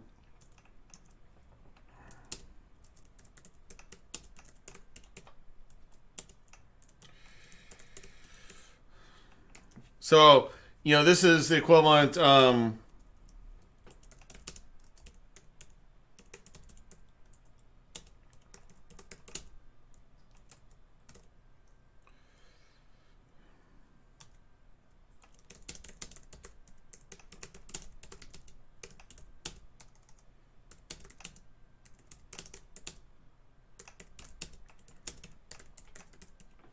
I think I might have mentioned this last week or another time, but this idea that when we're talking about the origin stories of like where the superheroes come from, um, this idea that superheroes could come from a wide variety of different sources, and there's often a substance involved, that makes them what they are, right? And whatever it was, radiation was always a big theme because of our paranoia with radiation, especially back in the Cold War and stuff like that. I mean, if you look at all the Godzilla movies and things like that, those were all radiation fears that all came back from the post World War II fears of like radiation, mutation, things like that. So really, like their, I'll call it substance resource, was radiation that created and fed a lot of their crazy big things. And there's been other characters, even the Incredible Hulk, things like that. That radiation was kind of what created them, right? And then continued to power them or not. And so there's something to be said for, there is a substance out there that could be, considered a power source that allows normal humans to become a superhuman, right? Even, Spider-Man, right, was bit by that radiated spider. And that was another radiation mutation. But whatever the case is, you could say this is a substance, let's call it a material, that ultimately has power, and then that thing, could be a crystal or in a liquid or whatever, but let's call it crystalline for now. That stuff, and this is not uncommon in a lot of like D&D style fantasy games, and that like you can build magical staffs, you can create things that are an inanimate object that ultimately have magic in them, right? Which is not too different than what we're trying to build. And so that's something that we could kind of think about, like how do we do that, right? And that could be kind of interesting. So just kind of food for thought there.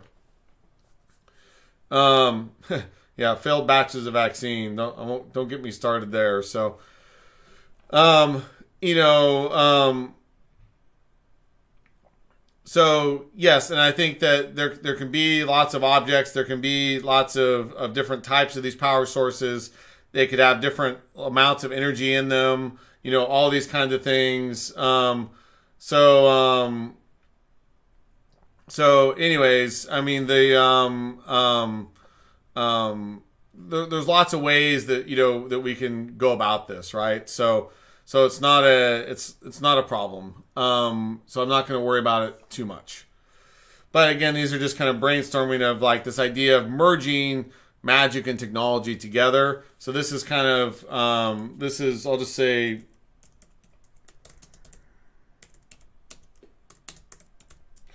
merging magic and and tech, right? All right. And then let's see what other kinds of stuff.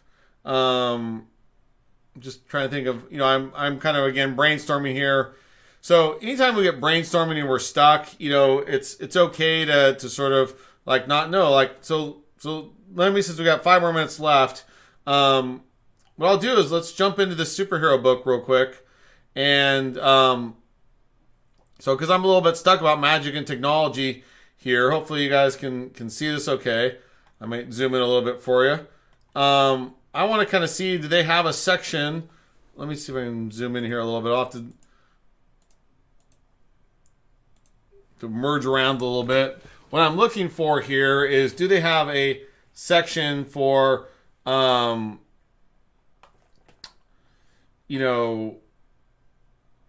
heroes and like technology? Yeah, Max, I mean, the stuff can come from anywhere. Today we're working on pillars and gameplay, so I'm not worried about the world building side of like where all the stuff comes from for now. So we'll definitely write that down and remember it as far as where the stuff comes from. That's kind of part of the origins backstory that we'll get to, but that's not what I don't want to defocus today, of what we're trying to achieve. So sorry about that. So what I'm looking for here is things, advantages, disadvantages, so I'm scanning and looking for things that I would consider technology. And if they have a section here, again, this is the GURPS supers stuff. And so, let's see here. So I'm looking for if there's things that they have. So they do have a section on an exoskeleton here, but it looks like it's fairly limited to probably like Iron Man and then existing kind of stealth, and Batman kind of gear. They got some vehicles, some portals. They do have a thing on headquarters, but that might be worth looking at another time. But we already talked about headquarters. So, let's see here. Adventures. Indestructible rules of the environment. So I'm not seeing a lot right now. So this is again a brainstorming tool that I'm kind of just looking at the table of contents for this book and kind of going,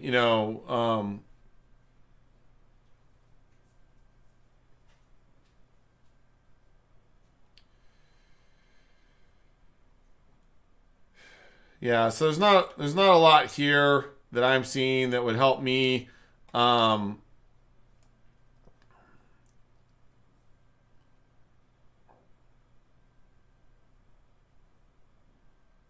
mean, I think in general, there is a lot of. So let me see real quick.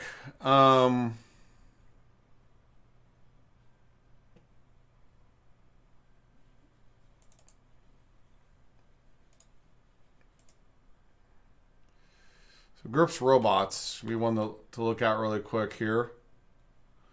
Just because we only got a couple minutes left, so I'm not going to try to jump into another category right now. So I'm purposely kind of wasting a little bit of time, but it's a good process to kind of go through.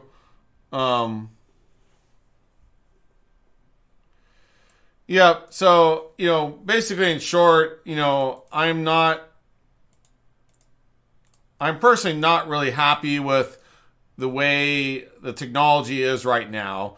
It is okay, but I think that I need to find a better intersection of superheroes and technology that really, for me, differentiates this in a kind of more interesting way, and makes something that really makes sense.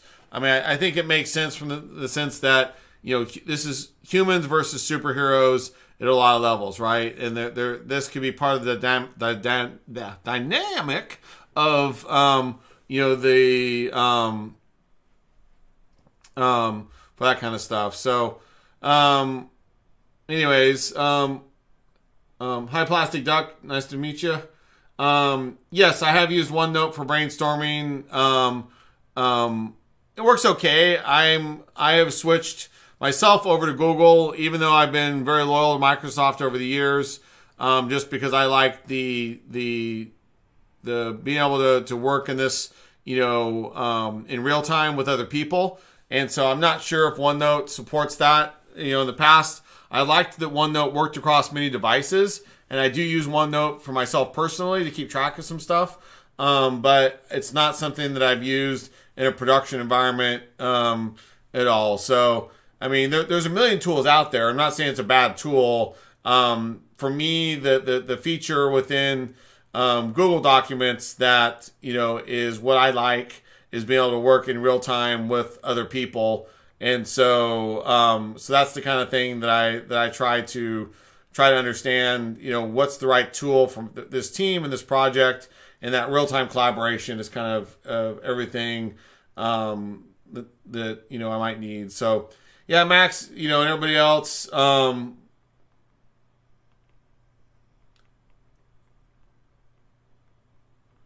So Plastic Duck, no, I mean,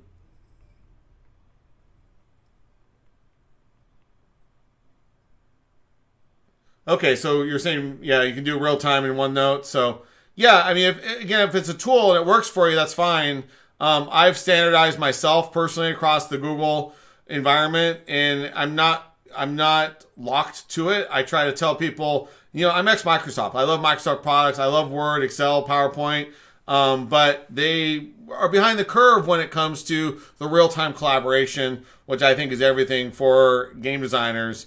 And so for me, be able to work in, like, say, a Word, or a Google document, and then be able to just like turn that into another Google document is generally a little bit smoother workflow from my perspective than going from a Microsoft product to a Google product and back and forth, so on and so forth. So again, I am fairly tool agnostic. I think for everything out there's a million tools, right? So don't think that you need to be stuck with any tool. Find what works for you. Find what works best for your team, and use what you're comfortable with, right? But that's why I try to be clear about like what features I like within a tool and the things that I do. But I would argue that Max, like WordPad, is okay for taking notes, but it's not. I would still use a Google document in a heartbeat over anything else, just because of its real-time collaboration and stuff. So if it's just you taking notes for yourself or whatever, then yes, I'll use OneNote, or I'll use Evernote, or I'll use one of these other things that syncs to my phone, or I've got my Google Docs or whatever. And there's too many apps out there right now, so it gets a little bit overwhelming. Anyways, everybody, sorry we're out of time. The 2 hours went by fast today. I've been reminded to tell you that down in your corners you've got the kind of, I guess, like buttons and subscribe buttons. So please, if you like what I'm talking about today, make sure you like it, make sure you subscribe, make sure you come back every week. And so do that. Oh, Max, real quick, just if you guys want to think about if you guys think about this week for, anything related to technology and superheroes, it might be kind of cooler or better. That might be, I need to think about that myself this week, of like, how to really make that something cooler. It's okay right now, but I want to make it special. And so I want to really show why sci-fi and technology is in here. And right now, yeah, it's cool to have big mechs, and it makes sense that superheroes are fighting big technologies and things. We're leveling the playing field from superhero powers to non-superhero powers. So these guys have technology. These guys have superhero magic, I'm calling it. But so they can fight each other, but or whatever with each other, right? But beyond that, I still want to take it farther. I want to really know in my universe why technology is cool, right? And I don't know that I'm there yet. I'm not comfortable with it yet. I'm not sure I can answer that yet. But that would be my homework for everything. So, Audrey, thank you for joining. I'm glad you enjoyed it. And Plastic Duck Monster, also have a great week. And everybody else, be safe out there and have a great week yourselves. And we look forward to seeing you next week. So take care and have a good one. Bye now.